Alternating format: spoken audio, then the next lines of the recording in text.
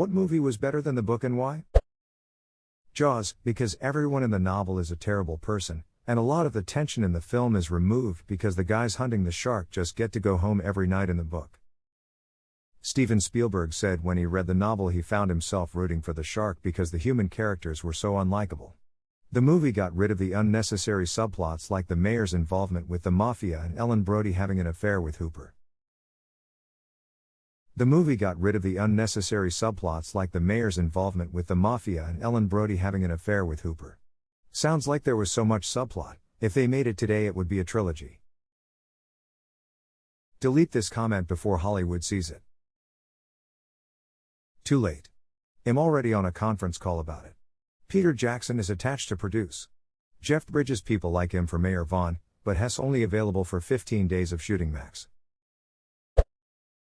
Shawshank Redemption. It was part of a 4-part novella released by Stephen King. The story was very short but very well written. I just feel like the movie really captured the spirit of the story and gave some depth to the characters. Plus, the acting was great. Same with Stand By Me. Out of the same collection. The collection is a great read. It's quick-paced and extremely captivating.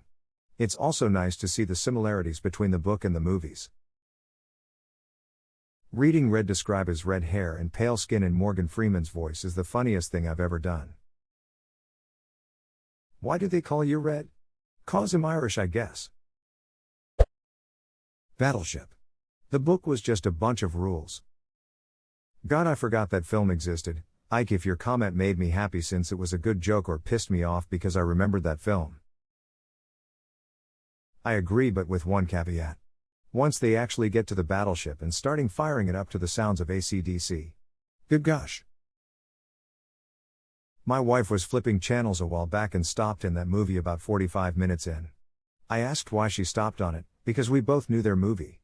She said if you start watching Battleship before the scene on the Missouri, you keep watching Battleship until the scene on the Missouri. Makes sense to me.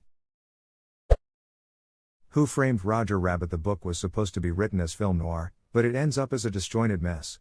The characters are there, but they have none of the charm of the movie.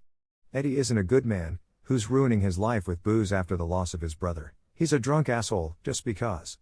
Roger is dead. Etc. The plot is also different. The movie took the idea of humans and toons interacting, and went in a completely different direction. Schindler's List. The book was almost unreadable. Then again, I'm a dumbass. List of names gets boring after a while. I'm always making lists. Let's do some improvisational comedy, now. Forrest Gump was way better than the book it was based on. Came here for this. Read the book in high school because I loved the movie. The soundtrack for the movie was my favorite album for most of my junior year, but that was just, it was something, anyway. That being said, Groom did get the right flavors of the Deep South and especially Alabama into that book. Still, the movie was better. The sequel Gumpco or whatever is pure garbage. I seriously read the synopsis of Gumpco on Wiki and what the actual duck was that book and they were gonna turn it into a movie before 9/11 happened. Once at Union Station in Washington, Forrest sees a homeless, handicapped man, who says he is Lt. Dan, who had fallen in with those who took advantage of him and absconded with his retirement money, leaving him bankrupt. On top of that, Dan has become half blind. Forrest, not wishing to see Dan homeless, says they will work something out. Forrest soon meets with a Marine colonel who recruits Forrest into a clandestine mission to Iran. They meet with the president, who Forrest thinks might have been a cowboy or an actor. President Reagan congratulates Forrest on winning the Medal of Honor, and when Forrest simply states "I just ran," the president remarks the report said it was while you were rescuing 6 or 7 of your fallen men. On the mission itself, they meet Ayatollah Khomeini. The mission is discovered, and everyone disavows responsibility save for Forrest, who is jailed. What the duck?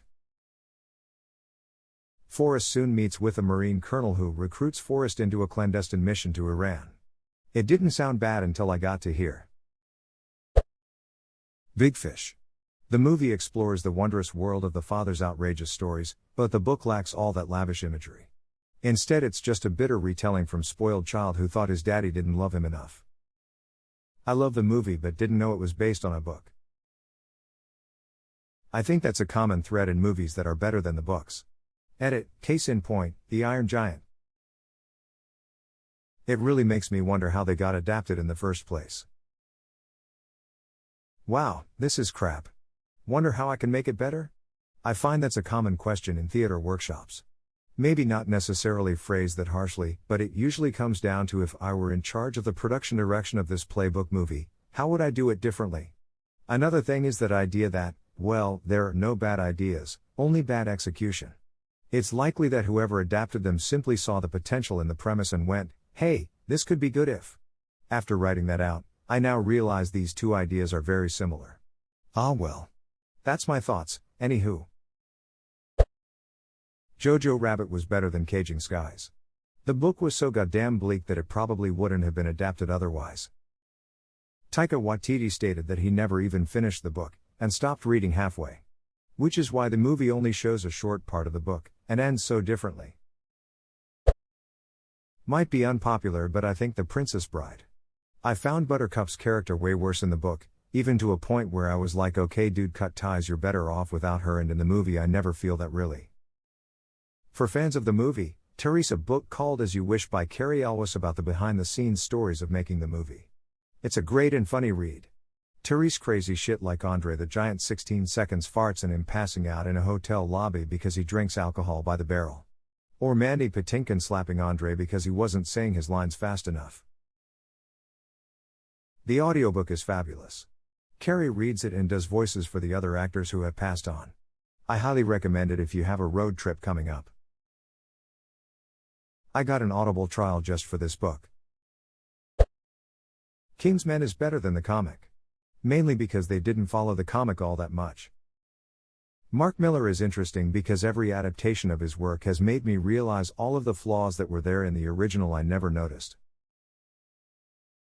Like how Kick-Ass ends with him jerking off to a video of the love interest blowing a football player?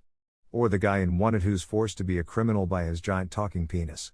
And the scene also in Wanted where they go to an actress's house and rape her? Still appreciate his work though. As horrendously ducked up as it is, I prefer the source material for Wanted just because it's interesting.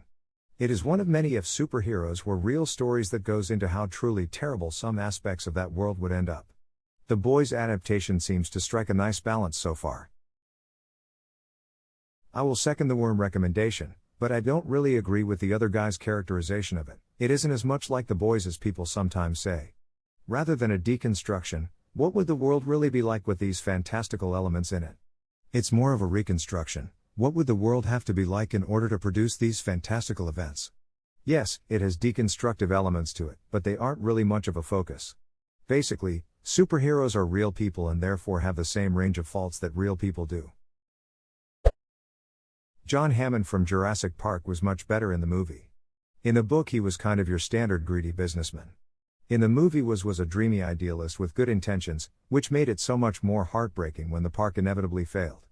Edit, not speaking about book versus movie as a whole, just my opinion on the one character. I actually also noticed they switched the little boy and girl characters in the book and movie. In the book the little girl is basically useless and whines and complains the whole time, while the boy saves the day almost exclusively. I thought it was cooler for the movie to split up the character traits more evenly between the two. It felt like almost every single character was inverted in some way between the book and movie, in terms of both personality and whether or not they make it out alive, to the point where it almost seems intentional for some strange reason. I loved both the book and the movie, but Muldoon is a throwaway character in the movie. He is easily the coolest character in the book. Wasn't Gennaro a bigger part of the book too? The book was also way scarier. The T-Rex pursued them across half the island, and the moment when they make it to the compound and the raptors are loose, damn. There were a lot of people left on the island in the book to get killed by the raptors, unlike the movie, and the raptors slaughter them all.